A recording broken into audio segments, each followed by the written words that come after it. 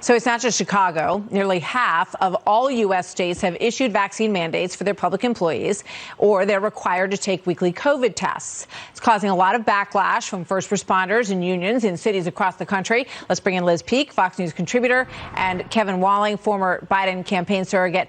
Kevin and Liz, great to have you both here. Liz, let me start with you. 90 bus drivers in Chicago said they won't show up at work, and the parents are now forced to find another way for their kids to get to school. And now the city, it's going to cost them more because they've got to find ways to help them cover the costs of that. What do you think about all this? Well, Martha, the situation wouldn't even exist if Joe Biden had brought the country together, as he promised to do, in a common single cause of getting everybody vaccinated. I think this is part of a bigger story, which is the failure of the president to get Americans to take the shot. Only 62% of American adults have been vaccinated. That compares to 70% in the EU. That's an embarrassment. The EU started months behind us, had all kinds of bureaucratic wrangling, but the Biden administration and Joe Biden himself politicized this effort. And I think Grady's totally right. This hardens attitudes when you start pointing fingers at Republicans, saying, oh, it's these loony right-wingers that are refusing to take the shot, and not acknowledging that there are a lot of people, including a lot of African Americans, who have been resistant and doubtful of these vaccines. You're really making a big mistake. And I really put this on the White House. Interesting point. Kevin, what do you think? What do you say about that? Yeah, Liz makes some interesting arguments. I think, one of the positive things that we're seeing, especially with the full FDA approval of the Pfizer vaccine, that's the vaccine I got, is that we're seeing hesitation towards the vaccine go down. Nearly 14 million Americans got their first dose in the month of August. Those numbers are up, and we need to do everything we can to encourage Americans to roll up their sleeves. Obviously, it's kind of a carrot and stick approach in terms of encouragement, but then also mandates. And mandates are some of the reasons why we were able to eradicate polio and measles and mumps. And I remember when I went to college, I had to get vaccinated against meningitis, for example. So a lot of these employees are at-will employees, and those employers can set whatever conditions they see fit. But again, the trend lines are in the right direction. To Liz's point, I think you're seeing a president really focus on COVID-19. He's going to make a major speech about that this week in terms of encouraging more folks to roll up their sleeves. Yeah, one of the things that strikes me, though, is that there's not enough discussion about natural immunity. We saw a study out of Israel that showed that people who had COVID actually were in better shape against the Delta virus than people who were vaccinated. So I think that, we haven't done enough studies, Liz. Our CDC is spending, millions and millions of dollars on other things, while all these studies keep coming out of other places and private clinics that show that the natural immunity is effective in some cases. So it would give some of these folks a little bit of an alternative to say, well, can I come to work because I have this combination and I'm also willing to get tested, to give them more options.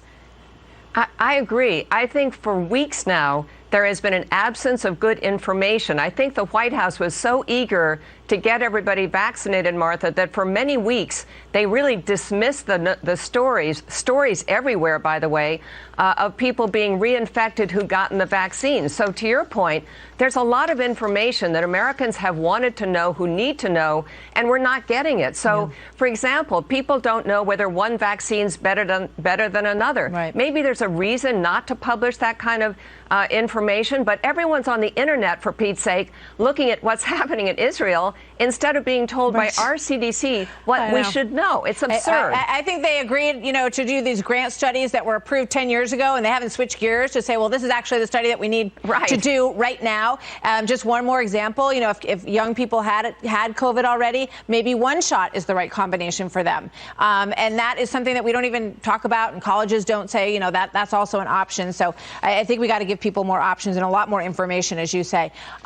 So President Biden's approval rating is underwater. We've seen a number of these polls coming out recently. The Real Clear Politics average has him at 46% approval compared to 49% disapproval. Former White House Deputy Chief of Staff Karl Rove says that it's going to be difficult in the coming period for him to move those numbers higher. Watch.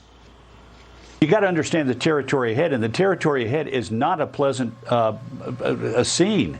The president has to get a budget passed. He has to get the debt ceiling raised. He says he wants to pass a $3.5 trillion spending package in a 50-50 Senate with not a single Republican supporting it, and several Democrats raising very serious considerations about elements of the package. He's got a very rough period of time ahead of him. The best he can do is narrow it down. Meanwhile, the Washington Examiner reports that aides and allies of the president say he wants to revive his economic message and pivot away from the Afghanistan crisis. And boy, Liz, you can see why he would want to do that. Whether or not he's going to be able to is another big question.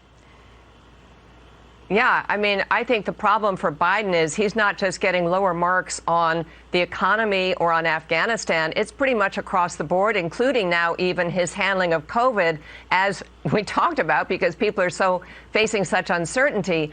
I think it's a long climb to get out of this valley he's in, because consumers now are incredibly depressed. Consumer sentiment absolutely fell off a cliff in the last 30 days, and that begins to impact the economy. We're already seeing that in lower retail sales. We're seeing that in a slowdown in company surveys that I follow.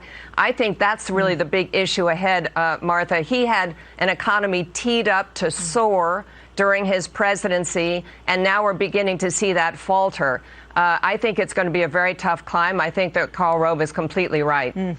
Kevin?